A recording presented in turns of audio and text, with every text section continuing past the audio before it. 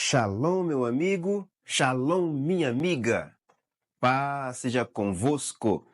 Bem-vindos de volta ao canal Coisa Nova. Bem-vindos de volta à série Bibliologia Bíblica.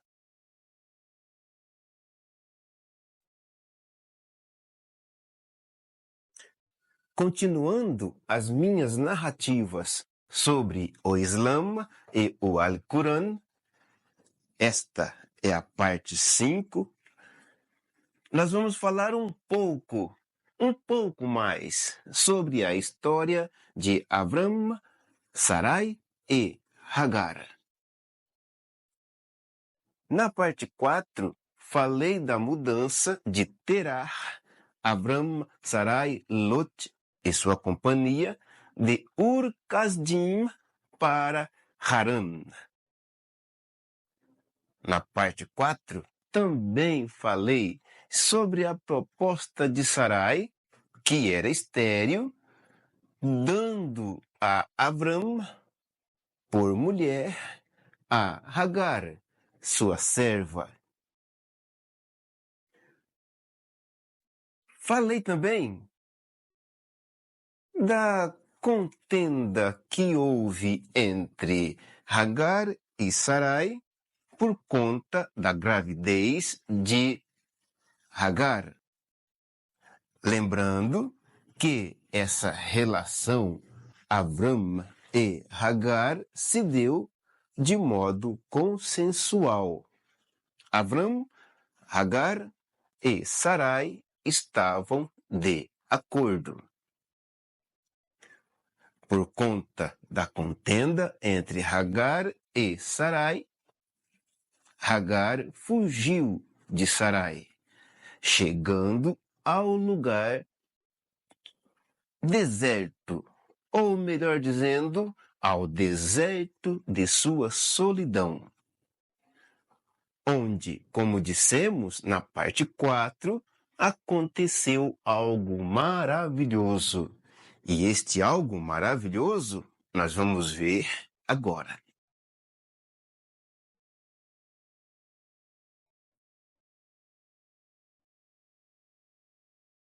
Este vídeo está baseado na história registrada no livro Bereshit Perek Tetvav, no Tanakh, ou seja, nas escrituras hebraicas, e no capítulo 16, no livro de Gênesis, na Bíblia Sagrada. Vá comigo até o final e você vai acompanhar as maravilhas que aconteceram na vida de Hagar.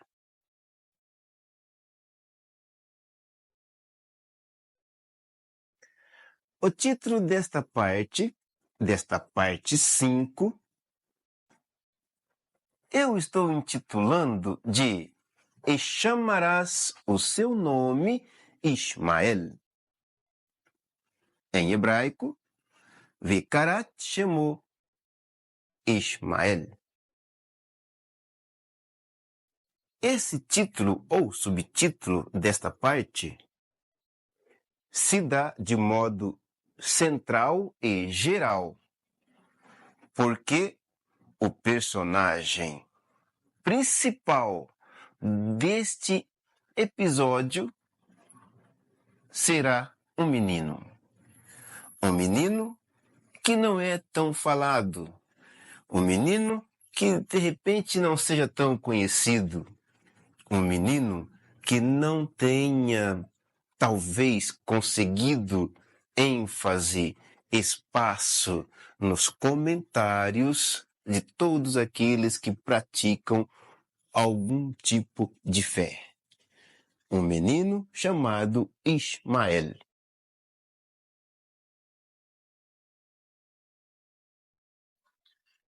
Uma fonte de água no deserto.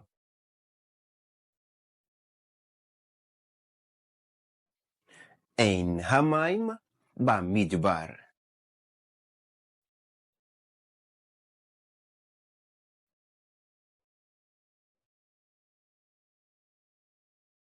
envolta em um enorme vazio da alma e submersa no profundo mar de angústia, Agar chega ao deserto. Nesse lugar, deserto, aconteceram 10 coisas excepcionais que iriam mudar a vida de Agar dali para frente. Ei-las. No seu clamor, palavras de verdade que foram ouvidas por Deus. Ali, naquele lugar deserto, o mensageiro de Deus, na Bíblia, o anjo do Senhor, alcançou, achou, encontrou Agar e teve uma maravilhosa conversa com ela. Ali, naquele lugar, Agar teve a sua teofania. E isso certamente faz Agar a primeira mulher que desfrutou do prazer de uma teofania com Deus.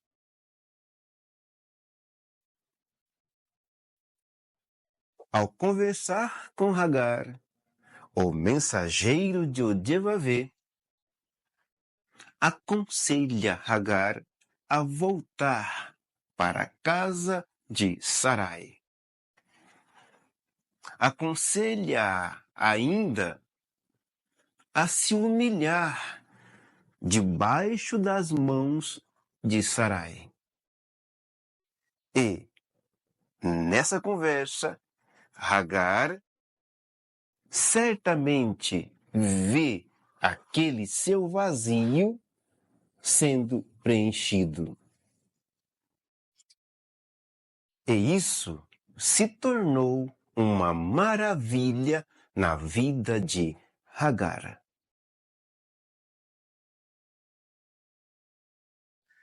Eis que concebeste, em hebraico, Rinar Hará.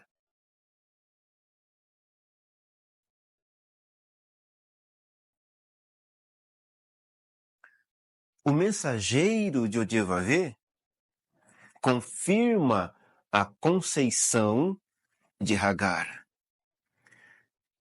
Eis que ele disse, eis que concebeste e terás um filho. Em hebraico, isso é Rinar Hará, Veyoladet Ben. Algo maravilhoso, porque Agar estava grávida. Esta palavra certamente revigorou as forças de Agar, porquanto ela estava angustiada, sem rumo, sem direção certa. Certamente, esta palavra foi a confirmação que ela precisava para continuar a sua trajetória. E concebeste e terás um filho, trouxe vida, trouxe ânimo à vida de Agar. Aquela que estava sem confiança em si mesma, agora retorna para a casa de sua senhora com força, com razão e encontrando um sentido melhor para a sua vida.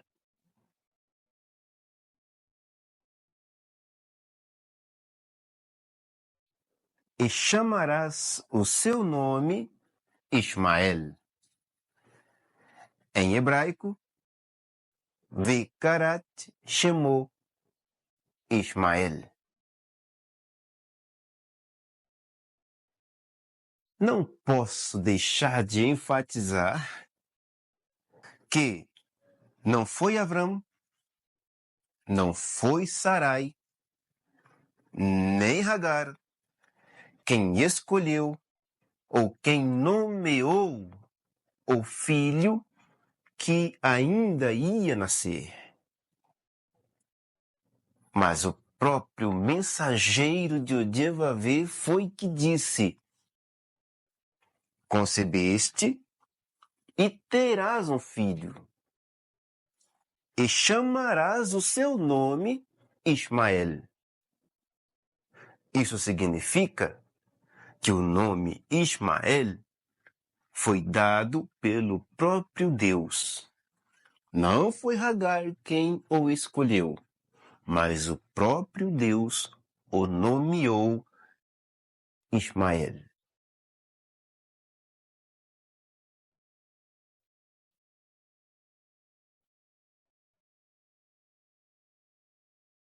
O mensageiro de Odevavê revelou a Hagar algumas características do filho ainda por nascer.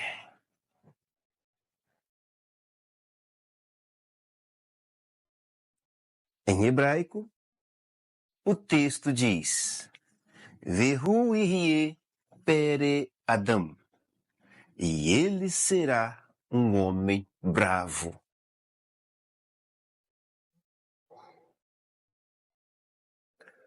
O verso 12 menciona 3 características marcantes desse filho. Entre elas, que o filho seria um homem selvagem. Pere Adam, em hebraico. Esse termo pere significa rude, selvagem, bravo, bárbaro, o que torna esse filho como um jumento selvagem, um homem preparado para a batalha.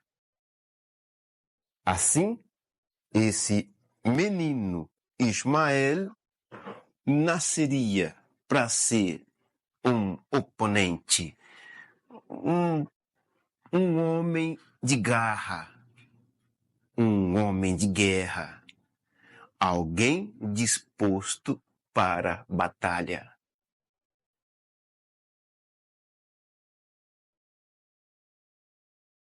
E a Dovakol Veiad Kol Bo. Este trecho das escrituras hebraicas, traduzido ao pé da letra, é: a mão dele será contra todos, e a mão de todos contra ele. Das 3 características marcantes descritas no verso 12, esta é uma que informa que o menino teria um problema sério no mundo. Ele enfrentaria um contínuo conflito. Ele brigaria contra o mundo. E o mundo guerrearia contra ele. O que ele faria? Como ele ia viver? Qual a condição que ele enfrentaria para se estabelecer? O que esse menino seria? Por que a mão dele seria contra todos? E por que a mão de todos seria contra ele? Será que ele seria o fundador de alguma coisa? Uma religião? Uma filosofia? Será que ele seria alguém que ditaria os rumos que deveriam ser seguidos pela humanidade? Quem seria esse menino chamado Ismael? Isso é uma longa e complexa história. Quem sabe acharemos o sentido dela? Quem sabe?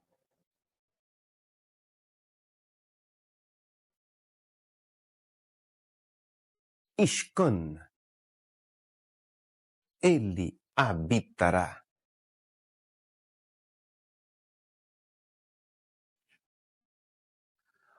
O verbo shahan significa habitar, morar, estabelecer.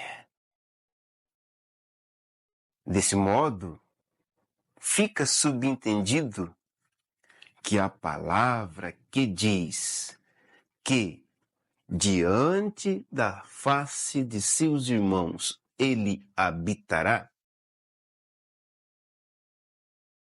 fica subentendido que ele, Ismael, ia se estabelecer. Ele ia se instalar. Ele ia se colocar diante de seus irmãos. Aquele homem bárbaro, agora formado, aquele ser humano que agora se comporta como um jumento selvagem, ia se estabelecer diante dos seus irmãos. Como? Como isso aconteceria?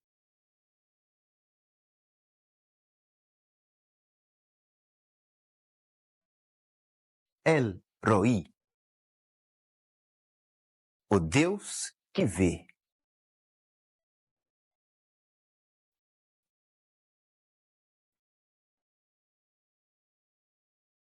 Hagar identifica o nome Yodevavê, o Deus que falava com ela. Ao entender a grandeza daquele encontro,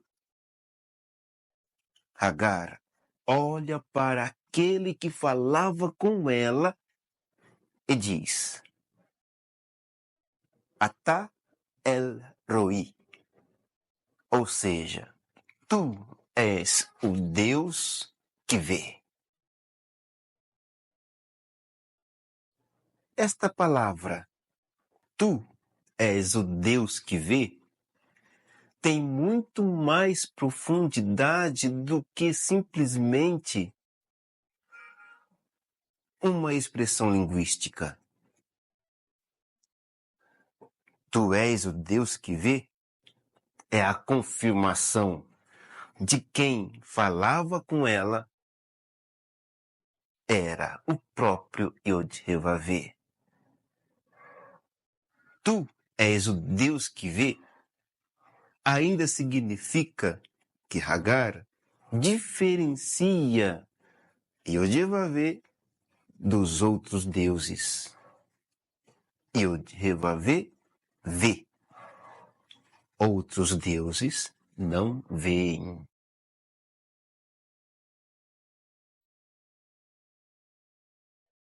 Lahairoi. Lahairoi é agora um ponto geográfico na Terra. Aquele lugar ermo, lugar da profunda solidão de Hagar, agora visitado pelo mensageiro de Yod-Heh-Vav, passa a ser chamado Lahai Roi.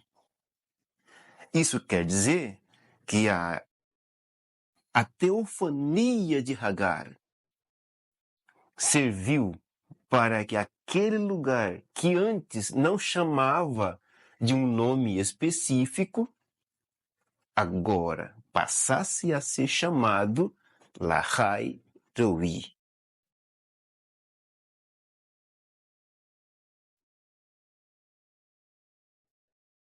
Porque Deus ouviu a tua aflição.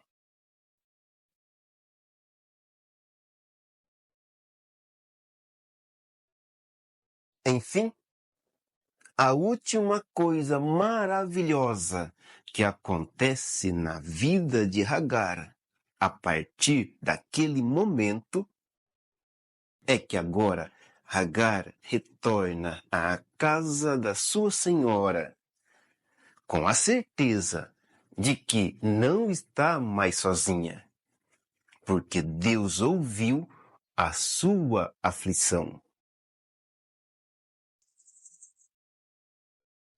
A certeza de estar na presença de Deus confortou o seu coração antes dilacerado. Agora, satisfeita e feliz por ter encontrado, melhor dizendo, por ter sido encontrada por Deus.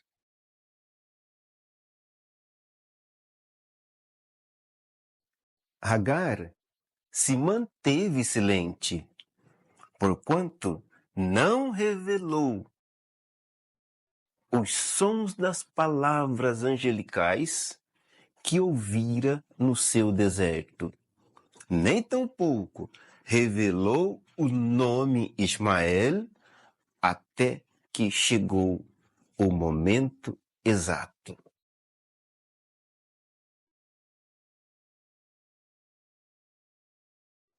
Na parte 6, veremos sobre o nascimento de Ismael. Que ano isso aconteceu? Vamos conversar um pouco sobre isto. Portanto, fique comigo, aguarde o vídeo, inscreva-se no canal, comente aí, meu amigo, comente, minha amiga, e vamos juntos. Shalom e até a próxima. Shalom!